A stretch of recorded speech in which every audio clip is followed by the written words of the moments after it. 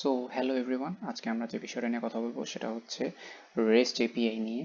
So এই rest API code ইমপ্লিমেন্টেশনে যাওয়ার আগে আমরা কিছু জেনারেল ওভারভিউ নিয়ে নিব, যেন আমরা এই এপিআই নিয়ে ভালো ধারণা নিতে পারি এবং জিনিসটা বুঝতে পারি।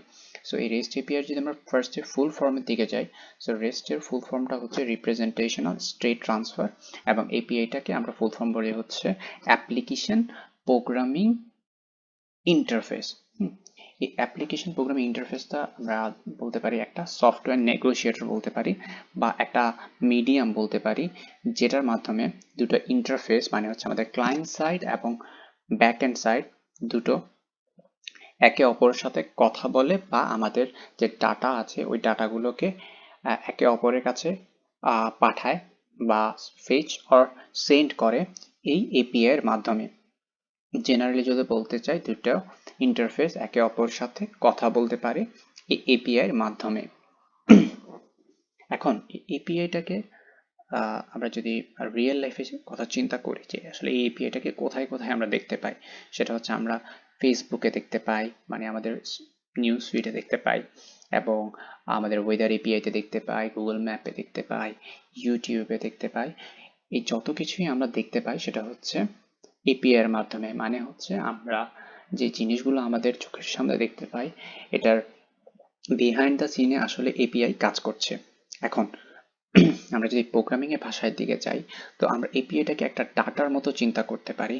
এই ডাটাটা আমরা পাই হচ্ছে আমাদের ব্যাকএন্ড সার্ভার থেকে, এবং এই ব্যাকএন্ড সার্ভার থেকে আমরা ডাটাগুলো নিয়ে ক্লায়েন্ট সাইডে শো করি। ঠিক আছে, তারপর একদম যদি আমরা মানে নর্মালি বলতে চাই, তাহলে এপিআইটাকে একটা ব্যাকএন্ড প্রোগ্রাম হিসেবে ধরতে পারি, যেটা আমাদের কি করে একটা ডাটা দেয়, এবং এই ডাটা কি করে আমরা ডাটাবেস থেকে পাই এবং ক্লায়েন্ট সাইডে শো করি। ওকে, সো আমরা কিছু স্লাইড দেখে নিব যে আসলে জিনিসগুলো কিভাবে কাজ করে। সো ফার্স্ট অফ অল, আমাদের ক্লায়েন্ট কি করে, আমাদের সার্ভারে কিছু রিকোয়েস্ট পাঠায় জেসন ফরম্যাটে, এবং এই রিকোয়েস্টগুলো হয় get method, post method, put method, delete method, এগুলো হচ্ছে এক একটা এইচটিটিপি মেথড, এবং এগুলো এক একটা রিকোয়েস্ট করার পর আমাদের সার্ভারে যায়, এবং সার্ভার কি করে ডাটাবেস থেকে ডাটা কোয়েরি করে এনে আমাদেরকে রেসপন্স পাঠায়। ফর এক্সাম্পল, আমরা যদি আমাদের ওয়েদারের কথা বলি, আমাদের ক্লায়েন্ট কি করে, ওয়েদারের রিকোয়েস্ট দেয়, এবং সে যখন রিকোয়েস্ট করে তখন সার্ভার কি করে ডাটা কোয়েরি করে এসে ক্লায়েন্টকে সেই ওয়েদার রিপোর্টগুলো শো করে। তারপর আমরা যদি আরেকটা স্লাইডে যাই, তো আমরা এখানে দেখতে পাচ্ছি হচ্ছে ক্রিয়েট, রিড, আপডেট, ডিলিট, এটাকে বলা হয় ক্রাড। এখন এই ক্রাডটা কোথা থেকে আসছে সেটারও একটা ঘটনা হচ্ছে, আমরা যে গেট, পোস্ট, পুট, ডিলিট এগুলোর মাধ্যমে এই ক্রাডের একটা ইমপ্লিমেন্টেশন দেখতে পারি। সো আমরা যে গেটের কথা বলি, এই গেটটা ফার্স্ট অফ অল পাই আমরা হচ্ছে এই রিডের মাধ্যমে। এই রিডের যেমন আমরা এখানে আইটেমগুলো দেখতে পাচ্ছি, সেটাই হচ্ছে আমাদের অ্যাট গেট মেথডের ইমপ্লিমেন্টেশন, যেটার মধ্যে আমরা কি করি আইটেমগুলো দেখতে পাই। এবং তারপর আমরা যদি পোস্ট মেথডের দিকে যাই, পোস্ট মেথড কি করে ক্রিয়েট করে, সে কি করে এক একটা নতুন আইটেম ক্রিয়েট করে, যেমন এখানে যেমন বলা হয়েছে একটা নতুন আইটেম ক্রিয়েট করা হয়েছে, এটা হচ্ছে পোস্ট মেথডের ইমপ্লিমেন্টেশন।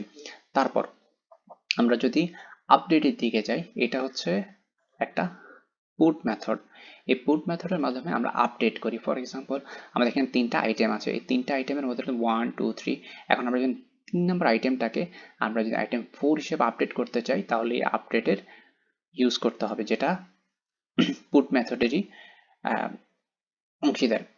তারপর আমরা যদি ডিলেট মেথডের কথা চিন্তা করতে পারি, এই ডিলেট মেথডটা হচ্ছে যে আমাদের যে ডিলেট মেথডটা আছে, এই ডিলেট মেথডের মতোই সে কি করে আমাদের যে আইটেমগুলো আছে সেখান থেকে যে কোনো একটা আইটেম বা যতগুলো আইটেম তার ইচ্ছা সেই অনুযায়ী সে আইটেমগুলোকে কি করে ডিলেট করে ফেলে।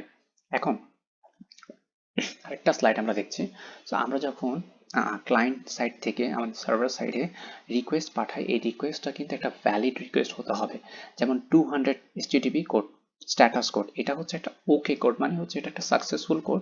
সেই যখন এই কোড মানে একটা ভ্যালিড রিকোয়েস্ট পাঠানো হবে সার্ভারের কাছে, ওই সার্ভার কি করবে সেই অনুযায়ী একটা রেসপন্স পাঠাবে হচ্ছে ক্লায়েন্ট সাইডে। কিন্তু আমাদের যদি স্ট্যাটাস কোডটা 400 হয়, এর মানে হচ্ছে যে আমাদের যে রিকোয়েস্টটা পাঠানো হয়েছিল সেখানে আমাদের সিনট্যাক্সে কোনো ইনকারেকশন রয়েছে।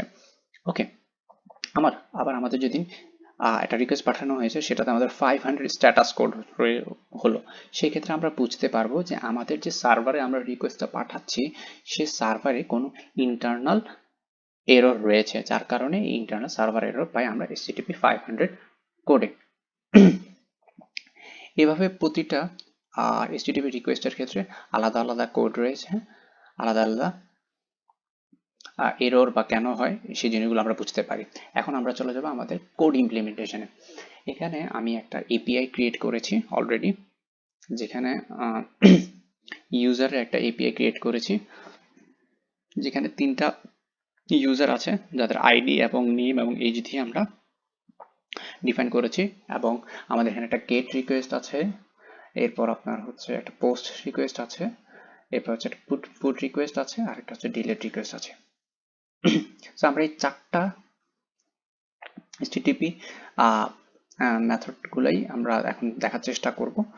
সো ফার্স্ট অফ অল আমরা কি করব, আমাদের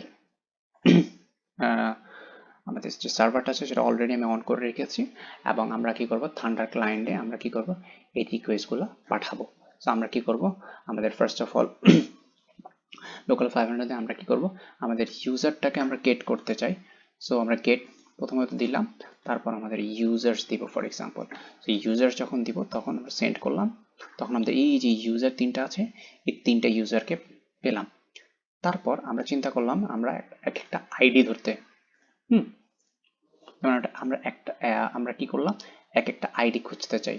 সো সেই ক্ষেত্রে আমরা কি করব, রিকোয়েস্টটা পাঠাবো হচ্ছে ফর এক্সাম্পল আমার আইডি 1টাই শুধু লাগবে, সেক্ষেত্রে আমরা কি করব সেন্ড করব। তাহলে সেক্ষেত্রে আমাদের কি করবে, একটা আইডি 1 এর যে এটা আছে সেটাই দিয়ে দিবে। আমরা যদি দেখি আমাদের এখানে আমরা আইডি দিয়ে আমাদের এই গেট রিকোয়েস্টটা পাচ্ছি।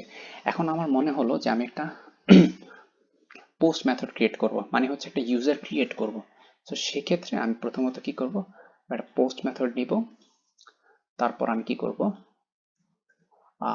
ফর এক্সাম্পল আমি এটাকেই নিলাম, আমার বডিতে কি করলাম, আমি এটাকে পাঠালাম, ফর এক্সাম্পল আমি আইডি 4 দিলাম, এখানে দিলাম হচ্ছে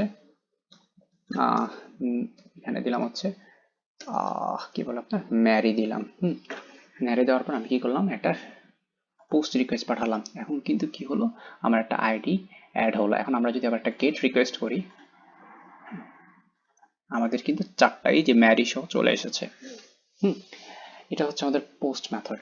এখন আমরা যদি বলি আমরা পুট করব, তো পুটের ক্ষেত্রে আমরা কি করব, আপডেট করব। তো আমরা একটা পুট মেথডটা সিলেক্ট করে নিব, এবং এই পুট মেথডে আমরা কি করব, আইডি অনুযায়ী কিন্তু আমাদের আপডেটের যে আইডিটাকে আমরা আপডেট করতে চাই সেই অনুযায়ী করতে হবে। ফর এক্সাম্পল আমি 4 নাম্বার আইডিটাকেই আপডেট করতে চাই। ওকে, সো আমি ফোন নাম্বারটা পাঠালাম, পাঠানোর পর আমি কি করলাম, পুট মেথড যেহেতু করব, আমি ম্যারি না দিয়ে তাকে বলবো হচ্ছে ব্যারি। পুট মেথডে আমি কি করলাম, সেন্ড করলাম, তখন এটা হয়ে গেল ব্যারি। আমরা যদি গেট রিকোয়েস্ট দিয়ে এটা চেক করতে চাই সেক্ষেত্রে আমরা দেখব যে আমাদের ম্যারিটা কি হয়ে গেল, ব্যারি হয়ে গেল। এখন আমার কাজ হচ্ছে যে আমরা ডিলিট মেথডটা দেখব। ডিলিট মেথডের ক্ষেত্রে কি করব, যেমনটা আছে এমনই থাকলো।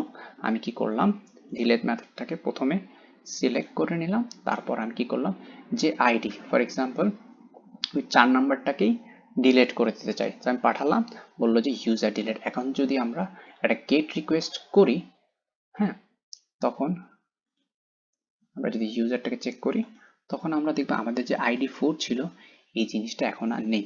সো এইভাবে হচ্ছে আমরা একটা HTTP মেথডসের ইমপ্লিমেন্টেশন দেখলাম। এখানে জাস্ট আমরা আইডিটাকে ডিলিটের ক্ষেত্রে আইডিটাকে ম্যাচ করছি, পুটের ক্ষেত্রে আমরা ঠিক একইভাবে ফাইন্ড করে আইডিটাকে আমাদের প্যারামের আইডির সাথে ম্যাচ করছি। এভাবে ম্যাচ করে আমরা কি হচ্ছে পুট আর ডিলিট করছি। আর গেট রিকোয়েস্টটা খুবই সিম্পল, আমরা জাস্ট রিকোয়েস্ট করবো ইউজার্স নেমে, তখন আমাদের এই গেট রিকোয়েস্টগুলো পেয়ে যাব। ডিলিটের ক্ষেত্রে আমরা শুধু স্পেসিফিক আইডি নিয়ে আমরা কি করব, ওইগুলোকে ডিলিট করে দিব। এই থান্ডার ক্লায়েন্ট বা যে কোনো আমরা পোস্টম্যানকে ইউজ করতে যে কোনোটা ইউজ করে আমরা এই কাজগুলো করতে পারবো। So thank you.